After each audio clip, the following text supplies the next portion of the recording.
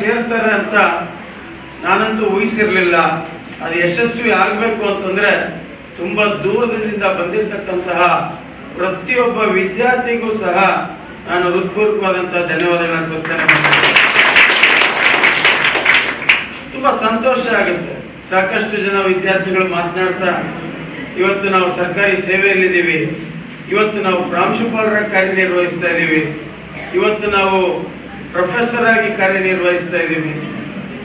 ಆಂಧ್ರದಿಂದ ಬಂದಿರತಕ್ಕಂಥ ಸ್ನೇಹಿತ ಒಬ್ಬರು, ನಾನು DYSP ಆಗಿ ಕಾರ್ಯನಿರ್ವಹಿಸ್ತಾ ಇದ್ದೀನಿ, ಇವತ್ತು ಟೆಕ್ಸ್ಟ್ ಬುಕ್ ಆಥರ್ ಆಗಿ ನಾನು ಕಾರ್ಯನಿರ್ವಹಿಸ್ತಾ ಇದ್ದೀನಿ.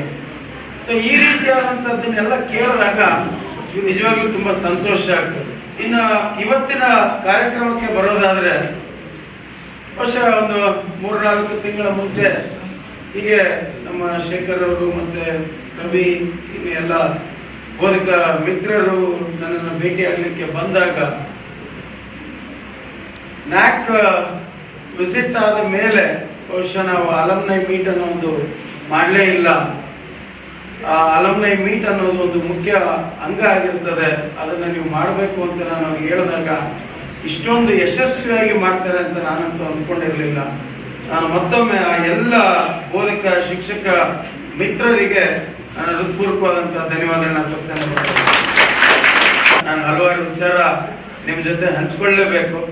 ಇವತ್ತು ನಾವೆಲ್ಲ ಸೇರಿರತಕ್ಕಂಥದ್ದಕ್ಕೆ ಒಂದು ಅರ್ಥ ಇರಬೇಕು. Far of distances we have traveled, come over here, sat here, introduced ourselves, saw the audiovisual which was presented by Mr. VNB. After all that, okay, now you listen to my speech. Later we'll have our lunch. Later there will be some few programs. After that we all go off from here. So what is the outcome of this alumni meet? So that is what I want to actually address with you people. ಇಲ್ಲಿ ಬಂದಿರತಕ್ಕಂಥವರು ಸಾಕಷ್ಟು ಜನ, I see some textbook authors here. I see very learned professors here. Highly recruited people here. So actually I need something from you all people. It is not me actually. The college needs all you people here back. ಪ್ರತಿ ವರ್ಷ ಕನಿಷ್ಠ ನಿಮ್ಮ 365 ದಿನಗಳಲ್ಲಿ ಒಂದು 2 ದಿನ ನೀವು ಓದಿ ಬೆಳೆದಂತಹ ಕಾಲೇಜ್ಗಾಗಿ ಸೀಮಿತ ಇಡಬೇಕು ಅನ್ನೋದು ನನ್ನ ಮೊದಲನೇ ಮನವಿ ಬಂದಿದೆ. ಯಾಕೆ ಅಂತ ಹೇಳಿದ್ರೆ ಪ್ರತಿ ವರ್ಷ ನಾವಿಲ್ಲಿ ಬರಬೇಕು, ಕಾಲೇಜಿನ ಬೆಳವಣಿಗೆ ಹೇಗಿದೆ ಮತ್ತು ಕಾಲೇಜಿನಲ್ಲಿ ನಾವು ಕಳೆದಂತಹ ಸಮಯವನ್ನು ಮೆಲುಕು ಹಾಕಿಕೊಂಡು ಇಲ್ಲಿನ ಒಂದು ಸುಂದರ ಕ್ಷಣಗಳನ್ನ ನೆನಪಿಸಿಕೊಳ್ಳಲು ನಮಗೆ ತುಂಬಾ ಮುಖ್ಯ ಆಗ್ತದೆ. ಮುಂದುವರಿಸುತ್ತಾ ಇವತ್ತಿನ ವಿದ್ಯಾರ್ಥಿಗಳಿಗೆ ಬಹುಶಃ ನಾವು ಹೊಸ ರೀತಿಯಲ್ಲಿ ನಿಮ್ಮ ಒಂದು ಅನುಭವಗಳನ್ನ ಹಂಚುವುದು ಸಹ ತುಂಬಾ ಮುಖ್ಯ ಆಗ್ತದೆ.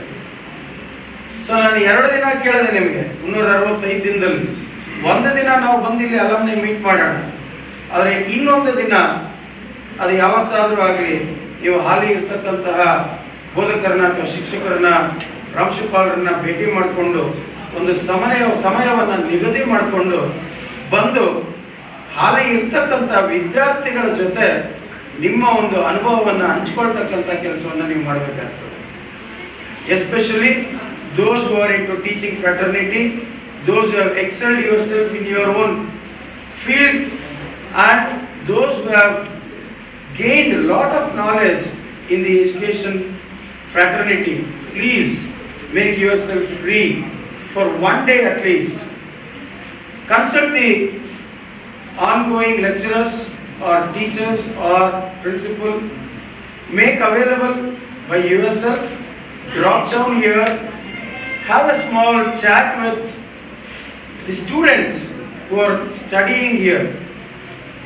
Exchange your thoughts with them, that what was the situations you faced actually while studying in this college, and after completion of your course in your professional areas.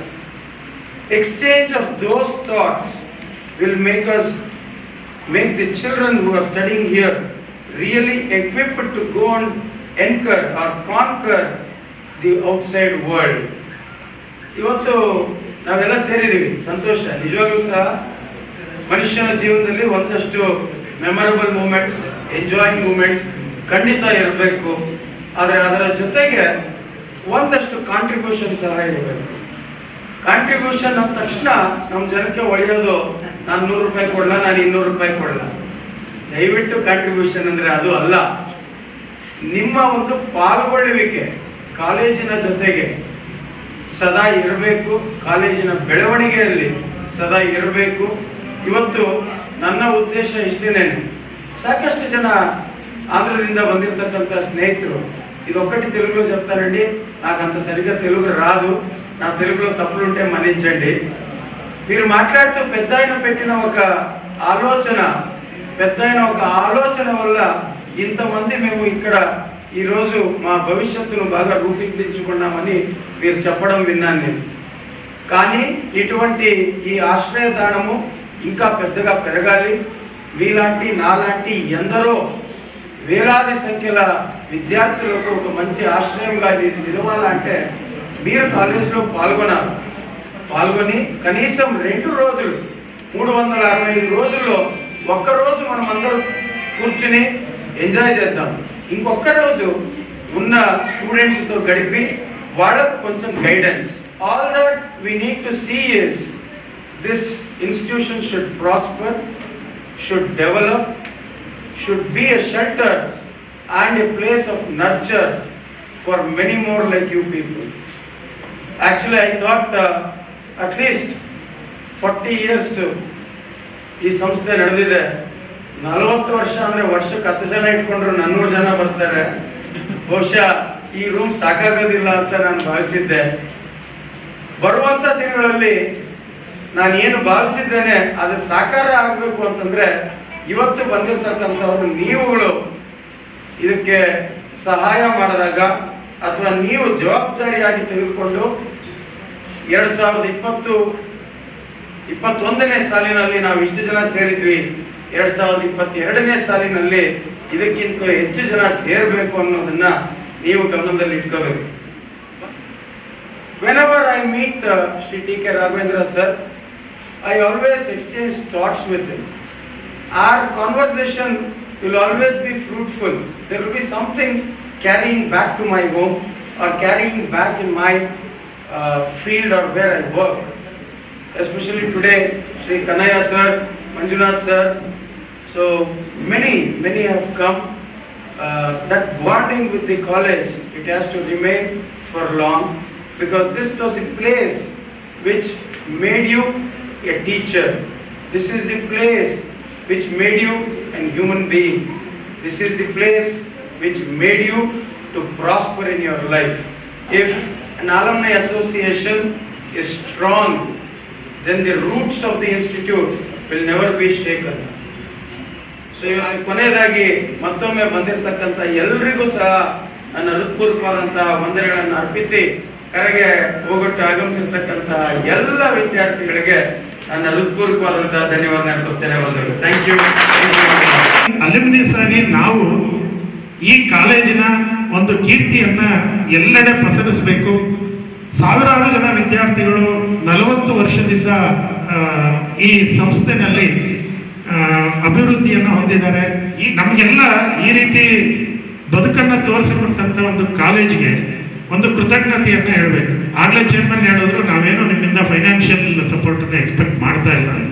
ಅವರು ಯಾವತ್ತೂ ಕೊಡುಗೆ ಇದ್ದಾನೆಯೇ ಹೊರತು ಕೈ ಮುಂದೆ ಚಾಚುವಂಥವ ಅಲ್ಲವೇ ಅಲ್ಲ ಅನ್ನೋದು ಇಲ್ಲಿನ ಎಲ್ಲ ವಿದ್ಯಾರ್ಥಿಗಳು ಮತ್ತೆ ಈ KV ಕಾಲೇಜ್ ಸಂಸ್ಥೆಯನ್ನು ಬಲ್ಲಂತವರು ಎಲ್ರಿಗೂ ಅದು ಗೊತ್ತಿರುವಂಥ ವಿಚಾರ.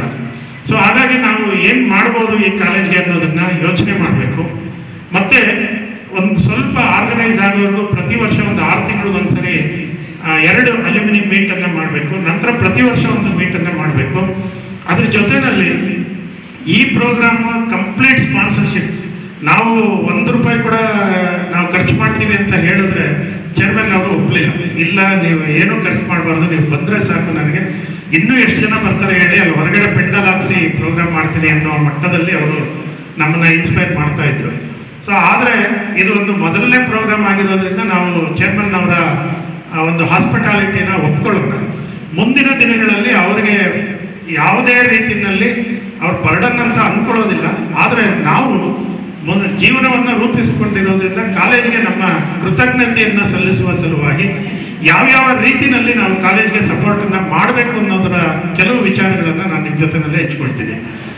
ಈಗ ನಿಮಗೆ ಗೊತ್ತಿರ್ಬೋದು, ನಮ್ಮ ಬಿ ಎಡ್ ಕಾಲೇಜಿನಿಂದ ಪ್ರತಿ ವರ್ಷ 100 ಜನ ವಿದ್ಯಾರ್ಥಿಗಳು ಬಿ ಎಡ್ ಕೋರ್ಸನ್ನು ಪೂರ್ಣಗೊಳಿಸ್ತಾರೆ. Every year we see that there are 100 students completing this B.Ed course. So once they come out of this B.Ed course, we are not sure whether they accept teaching profession or anything else. So therefore, let us invest our time in building the capacity of the students so that they can take up any profession in the life. So ಆ ಥರ ಮಾಡೋದಕ್ಕೆ ನಮ್ಮಲ್ಲಿ ವೃತ್ತಿಪರಿಣಿತರು ಇದ್ದಾರೆ. ಈಗ industries ಅಲ್ಲಿ ಕೆಲಸ ಮಾಡ್ತಾ ಇರೋರು ಇದ್ದಾರೆ, ಬ್ಯಾಂಕಲ್ಲಿ ಕೆಲಸ ಮಾಡ್ತಿರೋರು ಇದ್ದಾರೆ, ಪೊಲೀಸ್ ಡಿಪಾರ್ಟ್ಮೆಂಟ್ ಅಲ್ಲಿ ಇದ್ದಾರೆ, ಫಸ್ಟ್ ಗ್ರೇಡ್ ಕಾಲೇಜಲ್ಲಿ ಇರುವಂಥ ಪ್ರೊಫೆಸರ್ಸ್ ಇದ್ದಾರೆ, ಪ್ರಿನ್ಸಿಪಾಲ್ಸ್ ಇದ್ದಾರೆ, ಬಿ ಎಡ್ ಕಾಲೇಜಿನಲ್ಲಿ ಇರುವಂಥವ್ರು ಇದ್ದಾರೆ, ಟ್ರೈನರ್ಸ್ ಇದ್ದಾರೆ, ಟೆಕ್ಸ್ಟ್ ಬುಕ್ ರೈಟರ್ಸ್ ಇದ್ದಾರೆ, ನ್ಯಾಷನಲ್ ಲೆವೆಲಲ್ಲಿ ಟ್ರೈನಿಂಗ್ ಕೊಟ್ಟಿರೋರು, ರಿಸರ್ಚ್ ಮಾಡಿರುವಂಥವ್ರು ಇದ್ದಾರೆ. ಅವರ ಹ್ಯೂಮನ್ ರಿಸೋರ್ಸ್ ಅನ್ನ ಕನಿಷ್ಠ ನಾವು 1 ತಿಂಗಳು ಒಂದ್ಸಾರಿ ಕಾಲೇಜಿನ ಪ್ರಾಂಶುಪಾಲರನ್ನ ಸಂಪರ್ಕ ಮಾಡಿ ನಮ್ಮ ಅನುಭವಗಳನ್ನು ಆ ವಿದ್ಯಾರ್ಥಿಗಳ ಜೊತೆನಲ್ಲಿ ಶೇರ್ ಮಾಡಿಕೊಂಡ್ರೆ ಅವರು at least immediately after B Ed what next ಅಂತ ಅನ್ನೋದನ್ನ ಯೋಚನೆ ಮಾಡಲಿಕ್ಕೆ ಅನುಕೂಲ ಆಗುತ್ತೆ. ಸೊ ಇದೊಂದು ಮನವಿಯನ್ನ ಇಲ್ಲಿರುವಂತಹ ಎಲ್ಲ ಮಿತ್ರರು ಗಮನಿಸಬೇಕು ಅಂತ ಮನವಿ ಮಾಡ್ಕೊಳ್ತೀನಿ. ಅದು ಮತ್ತೆ ಬಿ ಎಡ್ ಆಗ್ತಿದಂಗೆ ಯೂಶುವಲಿ ಟೀಚಿಂಗ್ ಪ್ರೊಫೆಷನ್ ಅಂತಂದ್ರೆ ನೆಕ್ಸ್ಟ್ ಇಮಿಡಿಯೇಟ್ ಸ್ಟೆಪ್ ಅಂದ್ರೆ TET, ಟೀಚರ್ ಎಲಿಜಿಬಿಲಿಟಿ ಟೆಸ್ಟ್ ಇರುತ್ತೆ, TET ಇರುತ್ತೆ. ಮತ್ತೆ ಹೊಸ ಶಿಕ್ಷಣ ನೀತಿ ಈಗ ಜಾರಿಗೆ ಬಂದ್ಮೇಲೆ 3 ಟೈರ್ ರೆಕ್ರೂಟ್ಮೆಂಟ್ ಪ್ರೋಸೆಸ್ ಇರುತ್ತೆ. TET ನಲ್ಲಿ ಕ್ವಾಲಿಫೈ ಆಗಬೇಕು, CET ಆಗಬೇಕು, ಆಮೇಲೆ ಒಂದು ಇಂಟರ್ವ್ಯೂ ಇರುತ್ತೆ. ಸೊ 3 ಥರದಲ್ಲಿ ಕ್ವಾಲಿಫೈ ಆದಂಥವ್ರು ಮಾತ್ರ ಟೀಚರ್ಸ್ ಆಗಿ ಸೆಲೆಕ್ಟ್ ಆಗ್ತಾರೆ. ಆ 3 ಥರದಲ್ಲಿ ಕ್ವಾಲಿಫೈ ಆಗೋರಿಗೆ ಏನೇನು ಬೇಕು, ಅವ್ರು ಯಾವ ರೀತಿ ಪ್ರಿಪೇರ್ ಆಗಬೇಕು ಅನ್ನೋಂಥ ಓರಿಯೆಂಟೇಷನ್ಸ್ ಅನ್ನ ನಮ್ಮಲ್ಲಿ ಅನುಭವ ಇರುವಂತಹ ಹಳೆಯ ವಿದ್ಯಾರ್ಥಿಗಳು ಇಲ್ಲಿ ಬಂದು ಅದನ್ನ ಶೇರ್ ಮಾಡಿಕೊಂಡ್ರೆ ಅಟ್ಲೀಸ್ಟ್ ಒಂದು ಸಾಟರ್ಡೆ ಅವ್ರ ಕೆಲಸ ಮುಗಿದ ಮೇಲೆನೋ ಅಥವಾ second Saturday, 4th Saturday government employees ಆದ್ರೆ ರಜಾ ಇರುತ್ತೆ, ಅವರು ಬಂದು ಇಲ್ಲಿ ಶೇರ್ ಮಾಡಿಕೊಂಡ್ರೆ ಅದು ಆ ಹುಡುಗರಿಗೆ ಮುಂದಕ್ಕೆ ಅನುಕೂಲ ಆಗುತ್ತೆ. ಸೊ ಅದು ಒಂದು ಇಂಪಾರ್ಟೆಂಟ್ ಆಸ್ಪೆಕ್ಟ್. ಮತ್ತೆ ಸುಮಾರು ಬ್ಯಾಚ್ ಅವರು ಇದೀವಿ. ಈಗ ಚೇರ್ಮನ್ ನಾವು ಡಿಸ್ಕಸ್ ಮಾಡುವಾಗ ಒಂದು ಮಾತಾಡಿ, ಇಷ್ಟು ಜನ ಸೇರಿ ನಾವು ಇವಾಗ ಹೆಂಗೆ ಎಟ್ಲುಂಡೆ ಕ್ಯಾಂಪಸ್ ಅಂತ ಬಲೆ ಬಾಗುಂಡೆ, భోజనం బాగా పెట్టి స్వీట్లు బాగుండే అంత ಕೆಲವರು ಕೆಲವರು నాకు పరిచయం చేసుకోవడానికి టైమే దొరకలేదు, నేను ఇంకా మాట్లాడాలని ఉంటాను.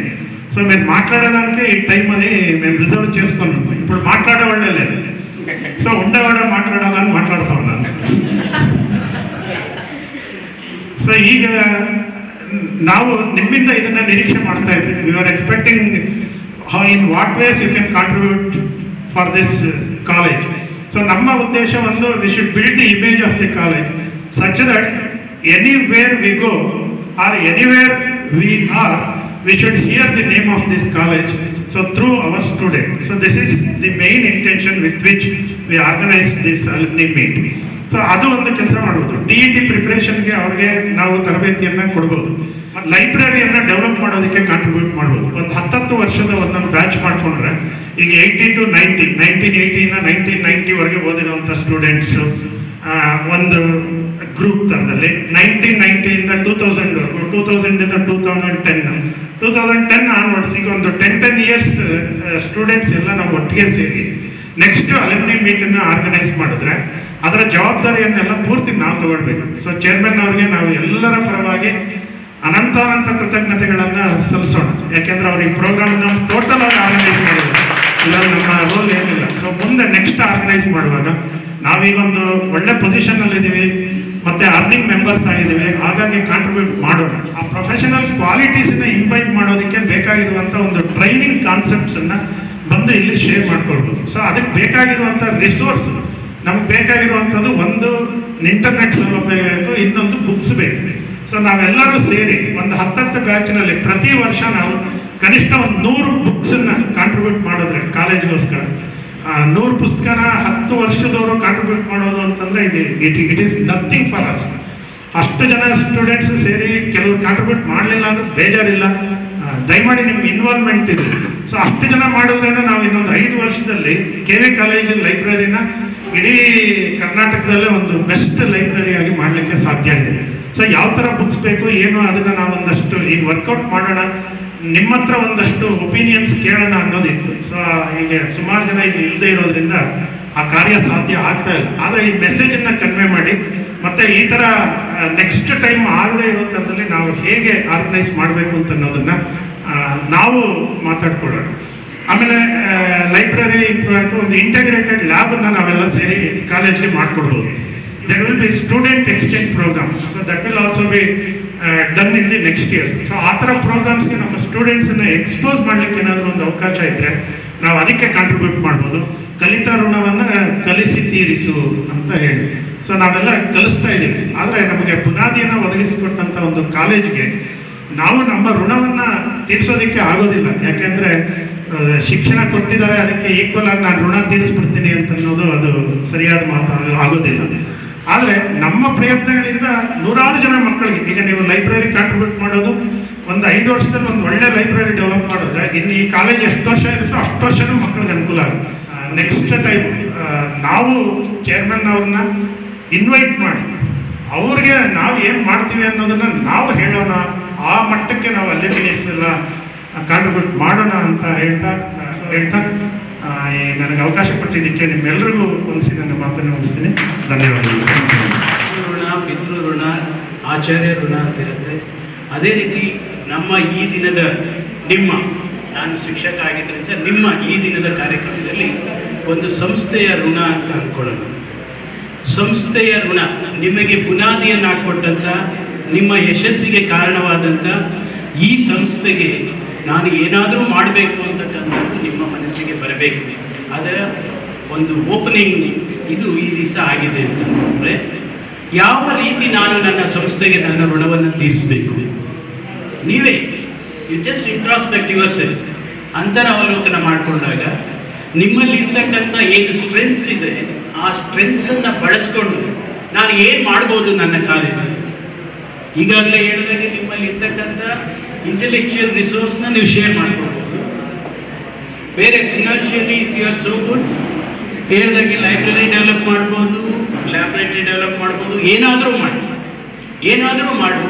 ನಿನ್ನ ಜೀವನದಲ್ಲಿ ನೀನು ಅದನ್ನು ಅರ್ಥೈಸ್ಕೊಂಡು ನಾನಿದು ಮಾಡಿದ್ದೇನೆ ಅಂತಕ್ಕಂಥ ಇದನ್ನು ನೀವು ಇನ್ನೊಬ್ಬರಿಗೆ ಸಾರಿ ಹೇಳ್ಬೋದು, ನಿಮ್ಮ ವಿದ್ಯಾರ್ಥಿಗಳಿಗೆ ಕೂಡ ತಿಳಿಸ್ಬೋದು. ಈ ನಿಟ್ಟಿನಲ್ಲಿ ರಾಘವೇಂದ್ರ ಅವರು ಒಂದು ಕರೆಯನ್ನು ಕೊಟ್ಟಿದ್ದಾರೆ, ಯೋಚನೆ ಮಾಡಿ. ಈ ನಿಟ್ಟಿನಲ್ಲಿ ನಾನು ಅಂದ್ಕೊಂಡಿದ್ದು, ನಾನು ಆಗಲೇ ಹೇಳಿದೆ, ನಿಮ್ಗೆ ಏನು ಅನ್ನಿಸ್ತಿದೆ ನಿಮ್ಮ ಫ್ರೆಂಡ್ಸ್ ಹತ್ರ ಎಲ್ಲ ಶೇರ್ ಮಾಡಿಕೊಂಡು you just give a paper. ಇಲ್ಲಿ ನಿಮಗೆ ಹೇಳಲಿಕ್ಕೆ ಅವಕಾಶ ಸಿಗಲಿಲ್ಲ ಭಾಳ ಜನಕ್ಕೆ ಅಂದಾಗ ನೀವು ನಿಮ್ಮ ಮನಸ್ಸಿನಲ್ಲಿ ಏನಿದೆ, ಈ ಸಂಸ್ಥೆಯ ಬಗ್ಗೆ ನಿಮ್ಮ ಅಭಿಪ್ರಾಯ, ಈ ಸಂಸ್ಥೆ ಇನ್ನು ಹೇಗೆ ಬೆಳಿಬೇಕು, ಈ ಸಂಸ್ಥೆಗೆ ನಾನು ಏನು ಮಾಡ್ಬೋದು, ಈ ಸಂಸ್ಥೆಗೆ ಎಲ್ಲೆಲ್ಲಿಂದ ನಾನು ಸಂಪನ್ಮೂಲಗಳನ್ನು ಕ್ರೋಢೀಕರಿಸ್ಕೊಳ್ಳಿಕ್ಕೆ ಸಹಕಾರ ಕೊಡ್ಬೋದು ಅಂತಕ್ಕಂಥ ವಿಷಯಗಳು ನಿಮ್ಮಲ್ಲಿ ಬಂದಾಗ ಅದನ್ನು ಒಂದು ಹಾಳೆಯಲ್ಲಿ ಒಂದು ಪೇಪರ್ನಲ್ಲಿ ಬರೆದು ಈ ಕಾಲೇಜ್ಗೆ ಪೋಸ್ಟ್ ಮಾಡಿ, ಪ್ರಿನ್ಸಿಪಲ್ ಅವ್ರಿಗೆ ಪೋಸ್ಟ್ ಮಾಡಿ, ಅದು let it be become A document. ಅದು ರೆಕಾರ್ಡ್ ಆಗಿರುತ್ತೆ, ಅಲ್ಯೂಮಿನಿ ಡಾಕ್ಯುಮೆಂಟ್ ಅಂತ ಇಟ್ಟರೆ ನಿಮ್ಮ ಅಭಿಪ್ರಾಯಗಳನ್ನು ಕೂಡ ಶೇಖರಿಸ್ಕೊಳ್ಳಿಕ್ಕಾಗುತ್ತೆ. ಯಾರಾದರೂ ಬಂದಾಗ ಅದನ್ನು ತಿರುಗಿಸಿ ನೋಡ್ಬೋದು. ಅದು KV ಕಾಲೇಜಿನ ಒಂದು ದೊಡ್ಡ ಗ್ರಂಥವಾಗುತ್ತೆ. ಅದೊಂದು ಮಾಡ್ಬೋದು.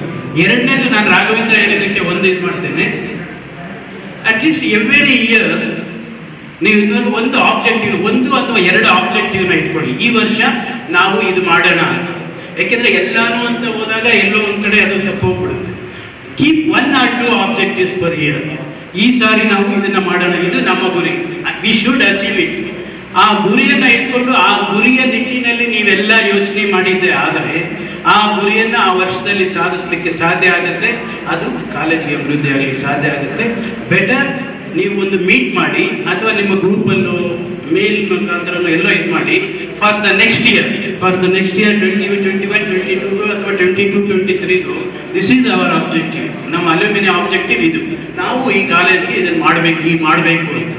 ಆ ಆಬ್ಜೆಕ್ಟಿವ್ ಅಚೀವ್ ಮಾಡ್ಲಿಕ್ಕೆ ಏನೆಲ್ಲ ಮಾಡ್ಬೋದು ಅಂತ ಮಾಡಿಕೊಂಡ್ರೆ ಆಗ ನೀವು ಹಂತವಾಗಿ ಯಶಸ್ಸನ್ನು ಕಾಣಲಿಕ್ಕೆ ಸಾಧ್ಯ ಆಗುತ್ತೆ ಅಂತ ನಾನು ಅದರ ಅಭಿಪ್ರಾಯ ಪಡ್ತೇನೆ.